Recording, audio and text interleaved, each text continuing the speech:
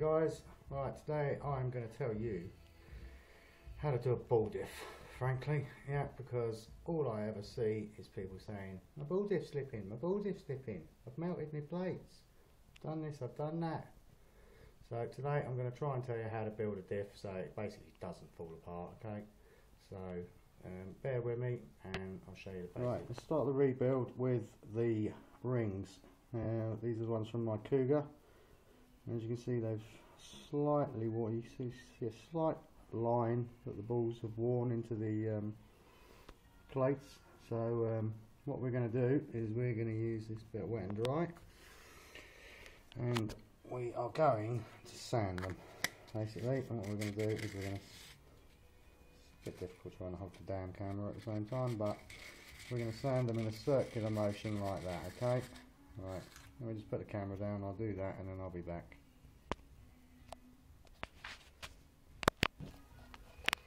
Yeah, hopefully you can see this. Just get these. Circular motion, around and round, around and round.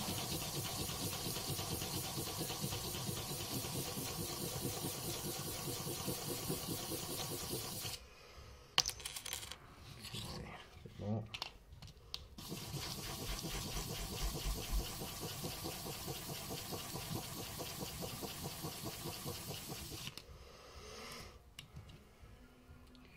Get in there, the line's still there.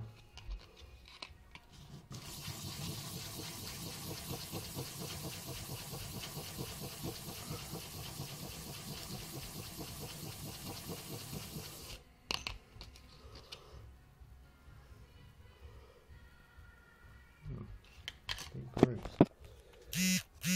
I've done the finished sanding them now, and as you can see, no more ring going around the outside, around the middle of them, and now they've got a kind of a scratch look to them, as you can see, which is a good thing.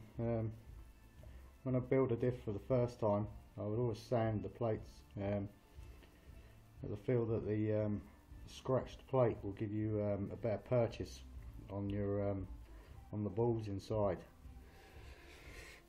On these little beauties we've got here. Right, okay, the next step will be for me to put these in, so bear with me.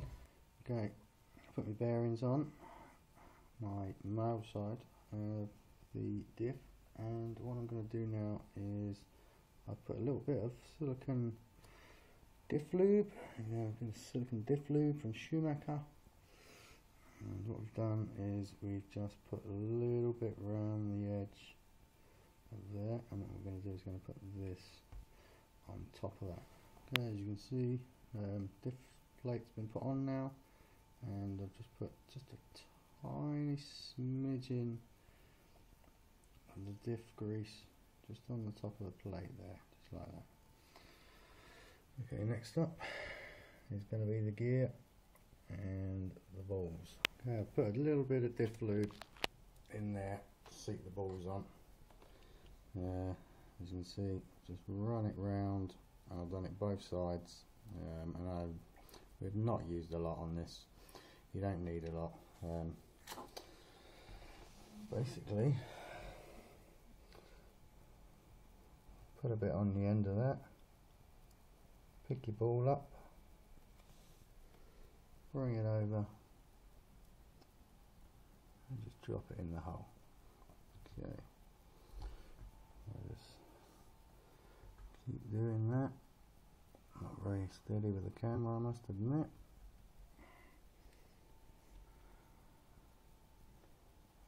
You get the gist. Right, we've got all the balls set in there nicely now. We've got that nicely, and I've just got to prepare the female side. See there, nice thrust bearing nicely installed in there. Plenty of black grease on the thrust bearing, always. Make sure you coat that up really nice. And one thing to remember when you're doing this, make sure it's clean. Clean everything when you take it off. Make sure you clean it with a good motor spray. For me, I tend to let the parts soak overnight in some white spirit or something like that, and just gets rid of all the dirt. Dirt is not a good thing when it comes to the diff. So if you can keep it clean, you've more chance of having a nice smooth diff at the end. Right, that's basically it's ready to go together. Quick tip for on the Cougar. God, you're not going to be able to see it very well. If you look at the inside of the diff gear, on this side it's completely flat. On this side, and you can't really see it properly. Oh, maybe a little bit there. But there's like a lip on this side. Basically, the lip goes down onto the male side. Put your gear in the wrong way around, and you will soon melt it. I can't see anything in the SV manual about that, but it's mentioned in the SV2 manual, I believe. But just pay attention to when you're putting that in. And also inside here there's a little circlip, C-clip, whatever they call them. When you put that in, just make sure it's nice and tight, nice and tight, and isn't in danger of coming out, because if that comes out, then it's just not going to do anything either. Yeah, right, let's put this bit on that stage. Setting the diff. As you can see, I've got one side, one out drive firmly secured in my diff, in my vise. Don't have to do that. Put a hex driver through it, which is what I'm going to do on this side. I'm just going to stick that through there, like so. What I'm going to do, it's going to be hard, hold this. Okay, I'm going to hold this secure and try and move the diff gear. That's how easy it is. Okay, at the moment, see, I'm holding that. I can move the diff gear, it moves around no problem at all. So what I'm going to do is take my driver, take that out, and this is not easy videoing on your own. I'm just going to tighten that up just a little bit, maybe half a turn there. Right, I'm going to hold this again, and I'm going to try and move that diff gear. Can't move it. Oh, a little bit of slip there. Okay, so we're going to take it up and do it up again. Another quarter turn. Put that back in. Okay, and I'm just going to. I really don't know if this is going to video it, but hopefully it is. It's impossible to do that basically while you're holding it. Right, I'm going to hold this and try and turn the diff gear. Okay, it's a bit, I can still turn it. So, do another quarter turn, get in, diff gear. That's tight, oops, it's taking a dive. It's just a little bit, still a little bit too tight, a little loose, sorry. So another quarter turn, bang that back on. Okay, I can't turn that. Okay, hopefully you can see this. And you can see we've got a nice diff action going on there, and that is super smooth,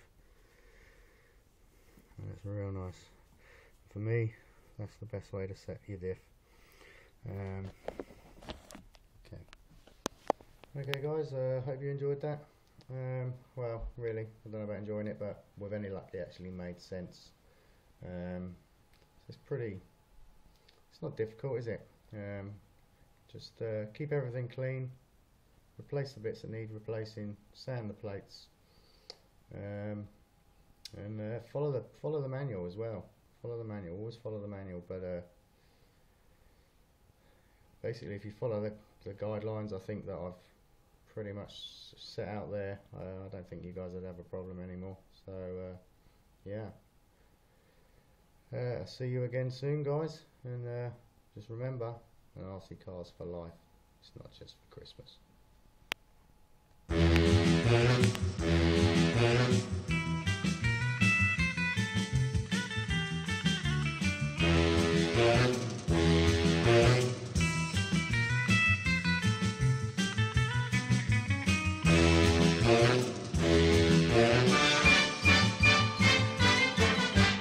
Bye.